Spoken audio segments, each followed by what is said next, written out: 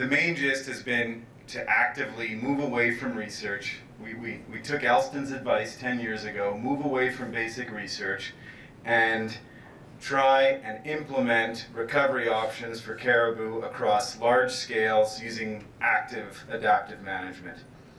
So the project began about 20 years ago by Bruce McClellan, focused on basic research, but the main thrust, as I said, over the last 10 years, has been to move towards actively testing recovery options.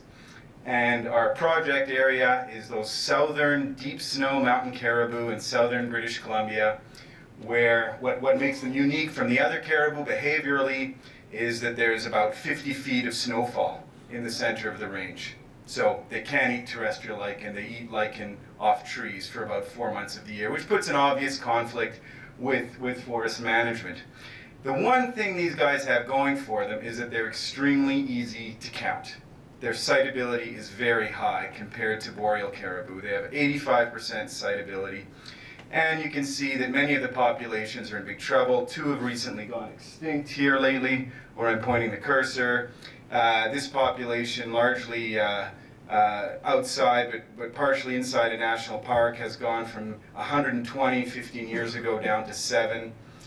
And there was a lot of talk earlier today about adaptive management, and our goal across the range has been to implement active adaptive management to do different treatments on the large mammal community in different areas. So in my study area, we've reduced moose enormously. That's also being repeated up around here. In this area, there's been a wolf reduction program using sterilization. We also have control areas where we're not doing any treatment. So the goal is to use active adaptive management and lay out some simple steps for recovery that were derived by people much smarter than we are. And these steps are actually fairly simple. Figure out the cause. You know, that's taken decades, but we think we have a good handle on the cause. It's fairly consistent with what's been found across Canada. Predation is the proximate cause, influenced by logging, climate change, and historic overharvest of caribou. Then let's derive some ecological targets for recovery. Let's set some goals and see if we can achieve these goals and whether we've met them. The third step is use these targets that we've made and make some predictions, because we don't get a chance. It's not a petri dish system. We can't replicate very often. These are one-shot deals over such large scale. So let's make predictions, and then let's remove limiting factors, monitor, and adapt. Pretty simple. Of course, I'm being I'm trivializing this a little bit, but you know, this is the outline. So, just a quick review. Many of you may have seen these graphs. Why do we know that predation is the dominant limiting factor? Well, let's say you expected that caribou were limited by food and not predation. You would expect then caribou that had the most food per individual, so let's say over here, more food per individual caribou, would be growing at the fastest rate. This is the per capita rate of increase. So this is your classic food regulation hypothesis. It's like population ecology 101. This would be your hypothesis if these animals were limited by food, and the main source of death would be starvation or malnutrition. In contrast, if it was apparent competition, like other people said earlier, caribou are just bycatch, you would have a density-independent growth rate. This guy here. And predation would be your dominant source of mortality. And maybe you'd have some inverse density dependence. So what do the data tell us across those subpopulations? They certainly don't match the food hypothesis at all. We have caribou with the most food per individual declining at the fastest rate. Okay? So, now, even though we've said this over the years, there remains a lingering concern. Maybe logging has removed food from caribou and they're taking greater risks and those animals are then being eaten. Maybe they're a little bit weaker and we're kind of missing that. And Darren in the audience published a paper criticizing our work. And thanks, because it prompted us to do this other work. So we're actually quite happy to address this lingering concern. And so we took the approach of using marrow fat, and we had a lot of samples from this endangered species. We had 79 samples. And the beauty of marrow fat is that you could look at animals that have been eaten, and you could ask, okay, so were animals eaten by predators weaker than a random sample of the population? So marrow fat has a lot of utility, but first of all, we had to establish that marrow fat was a reliable index of nutrition. And when you look in the literature, marrow fat and body fat are actually linear, below about 9%, and caribou don't go above 17%. So for at least half the range, marrow fat and body fat are linear. Then in our project area, when we went in the field to mortalities and we said, oh, those guys starved. Didn't happen very often, but we did find animals that starved. Then we did the marrow fat analysis. Sure enough, they were at on average 20% compared to the average of 70%. So marrow fat was sensitive to another measure a relevant measure. Finally, marrow fat was sensitive to males in the rut. So something that across many ungulates, rutting males are weaker, and marrow fat was sensitive to that. So we have females, males, and rutting males, and marrow fat was about 1/3 for rutting males.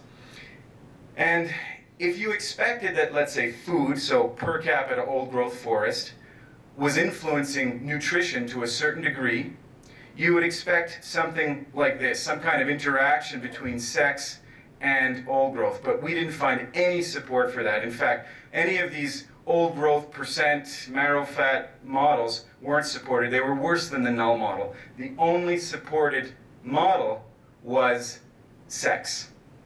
So there was no evidence that more food resulted in more marrow fat, because these caribou simply aren't limited by food. They're at such low densities and there's so much food per individual, they're not limited by food. Another little interesting tidbit, this subpopulation that was alluded to earlier today, Columbia South, so these guys here, have actually relatively high marrow fat. They're in, 1/3 of their range is in the Mount Revelstoke and Glacier National Park that was discussed earlier.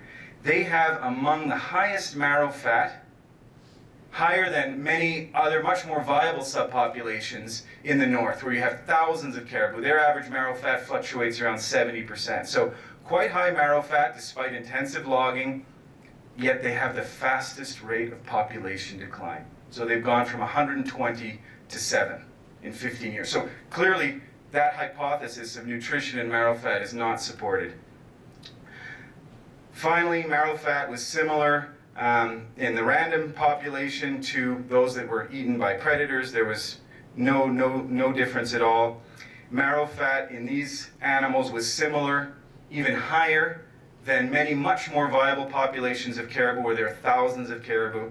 So again, there's still no support that caribou are limited by forage in any way. Predation, we're concluding, is still the limiting factor. And others have also mentioned that perhaps they're limited by summer range. This is classic caribou, mountain caribou summer range, endless fields of forage with no human development. It's not like Alberta. There's virtually no development at all across their range in the summer habitat. So it's very difficult to imagine how these ranges that used to support thousands that now have hundreds, or hundreds that now have 10, are limited by forage, because the forage is still there, nothing's changed. So we've dealt with the lingering cause. Our next step was to derive some recovery targets.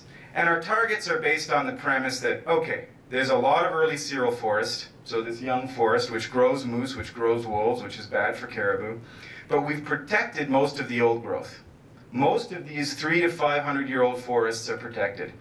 So there's nothing more we can do on that level, because it'll take decades for this stuff to regrow. So this will take a long time to recover. If we reduce wolves directly, that'll work, and it has worked. But it's politically impossible in British Columbia these days, or very difficult these days, and it's only a short-term solution. The minute you stop reducing wolves, they come back because there's still a lot of moose.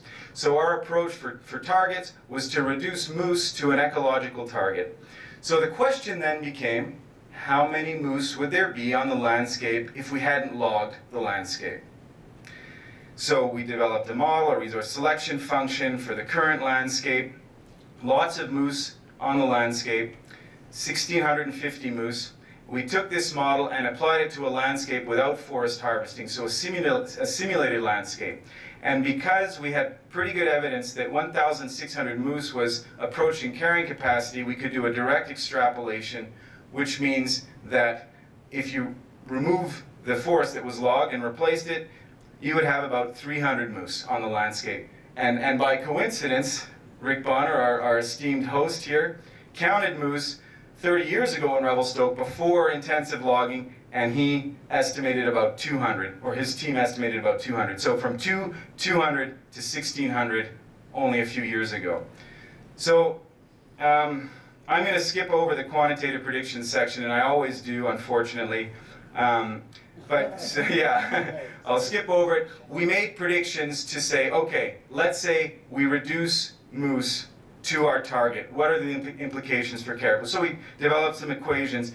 I'll just say very quickly, be careful if you're going to do that on its own, because the more alternate prey you have, the higher the prey density, and then the more you reduce those prey, the greater the short-term impact to caribou, because predators then switch to caribou. That's our prediction anyways, that predators switch to caribou for a short time. So you could lose up to 20% of your caribou given a current situation if you knock down your prey too quickly without concurrently reducing predators. So that's all I'm going to say for that. The most parsimonious solution is to reduce predators and prey at the same time. Okay, next step. Let's go out and remove some limiting factors. So let's test this recovery option across a large scale in the field. So what was done by the management agency, and we worked very closely with them, it started to be done for a different reason, but we were there to monitor the outcome. Why don't we reduce moose from 1,600 to what we think was more the natural range of variation historically. So our target was about 300. That's the biological target down around here. The management agencies decided to stop at about 500 for social reasons, and we're dealing with social realities here. But by and large, we've reduced moose enormously. Now, let's monitor. Let's monitor the wolf response. So the wolves were almost at 40, and now they've reduced to 12. And I didn't have the guts to put any data back here on the graph, but we know, we have a pretty good sense that there were more wolves back here, but it's kind of more piecemeal censuses, not the formal censuses we began earlier on. So what does our biological target of 300 moose mean for wolves? That means you'd have about 9 wolves on the landscape. So we're starting to approach our ecological target in our active adaptive management context here. Now, what about continuing to monitor? The ultimate question we have is, what about the response of caribou to this treatment? So there are 3 subpopulations that are in the range of this moose reduction treatment. I'll start with the 2 small ones. We started with 2 very small subpopulations, one around 100, one around 40, and the moose reduction began in 2003. These subpopulations have continued to decline. And really, we shouldn't have expected anything different. These were very small to begin with when the treatment started at 40 and at 20. The populations have continued to decline. You're dealing with all those random factors that John talked about in Banff and Jasper, stochastic factors that continue to affect small populations. In terms of the larger subpopulation, I would say it's inconclusive at this point, but you could also argue that the rate of decline has leveled off since we started to reduce moose. So again, I'm going to leave it for readers and the audience to judge. Will the targets we've developed, will they be enough? As I said, some subpopulations are already too small to simply use these targets. It might require more drastic measures. And the way we think the world has worked in the caribou system, at least in the mountains, we used to have a system with a lot of caribou, no disturbance, few wolves, and few moose. Probably moose were the victim of apparent competition because you had a caribou wolf system, and as moose would try and invade from the Peace River and such, they would get nipped by wolves. Then we started poisoning wolves in 1906 for 60 years. So we removed wolves from the equation for 60 years. We also started logging, and then we had an eruption of moose more wolves, fewer caribou. So the system is now flipped. That's kind of our working idea. But to get back to where we were before might require extreme measures, more than any kind of like ecological target we've developed, if we're kind of arguing of two different states, let's say. Now, the final little bit, this is the reason I glossed over the quantitative predictions part. I wanted to present some genetics data from British Columbia and Alberta and Northern Canada in the context of transplants, because that's being discussed a lot, and in the context of units for conservation. So if we expect that our existing taxonomy, so these represent 3 subspecies of caribou, Perry, way up north on Bathurst, barren ground subspecies, and then the woodland subspecies here split into 3 ecotypes. So the yellow guys are the boreal, the black guys are the shallow snow mountain, and the green guys are the deep snow. And you would think intuitively, well, the deep snow mountain caribou have some unique adaptation because they have to deal with deep snow. Maybe these guys have a unique adaptation. So this is the genetic pattern you would expect if evolution was the driver in the genetic variation that we observe today. So this is sort of our idea of we got the taxonomy right. So this is just the idea. This is reality. So very different. Again, I'll show it again. This is, if you expect that our taxonomy is right, very short nodes within groups and long genetic distances among the taxonomic units. That's not what we see at all. We see very long nodes within our units. So for example, these 2 subpopulations, 2 and 3, Columbia North and South, are basically adjacent. They touch each other, and their genetic distance is longer than genetic distances among subspecies even. And that's very common. Look at the genetic distance of the Purcells, even though it's only a couple hundred kilometers away. So what started to become obvious is other things were going on. So if we put the Peace River here, that's splitting the boreal subpopulations. The North Thompson Valley appeared to be a major fracture. And I tested all this statistically with Mantel tests, and the driver was valleys, not ecotype. Here's a different kind of analysis that's basically showing the same thing. These are all the sample locations across BC and Alberta. The blue polygons are boreal, the yellow is the shallow snow mountain ecotype, and the green polygons are the deep snow. And what you see is this clustering algorithm of individual samples of of caribou samples, and the clustering has no idea beforehand where these samples came from, which ecotype. So the samples, the clustering, or the patterns transcend ecotype boundaries. And they don't correspond to ecotype boundaries. What becomes obvious is that these major valleys, the North Thompson, so these samples are only a couple kilometers apart, and the major break are these valleys here, the Peace River. So this is one clustering algorithm. Another algorithm that converged to a different kind of likelihood surface in a minority of the time cluster these caribou together. So boreal with northern. Again, total, no correspondence or very little correspondence to our predefined ecotype boundaries. Different clustering, same thing. Peace River is the major break, North Thompson's the major break. And these animals were transplanted from northern ecotypes up here because they were declining, so they were transplants. And the interesting thing is that the alleles from the transplanted animals have persisted in subsequent generations. So you have sort of these mixed ancestry individuals down here from these transplants. I'm going to skip over the finer scale work and just go straight to this graph. So to me, this was the most revealing part of this work. It wasn't ecotype, it was valleys, but the other thing that jumped out at me was population size. And it might seem obvious to all of us who think about population. So each dot represents a pair of populations, adjacent populations. That's what each sample point represents. And then the y-axis represents the genetic distance of these subpopulations, the genetic distance corrected for geographic distance. So it's the per kilometer genetic distance. And what becomes obvious here is that the spatial population structure, so the population structure across space of these caribou is being driven by population size. The smaller they are, the greater the drift. And this graph supports that. Lower genetic diversity for smaller populations. So one could also use natural selection to explain this graph, because selection influences differentiation, but it's not natural selection. It's simply boring old drift.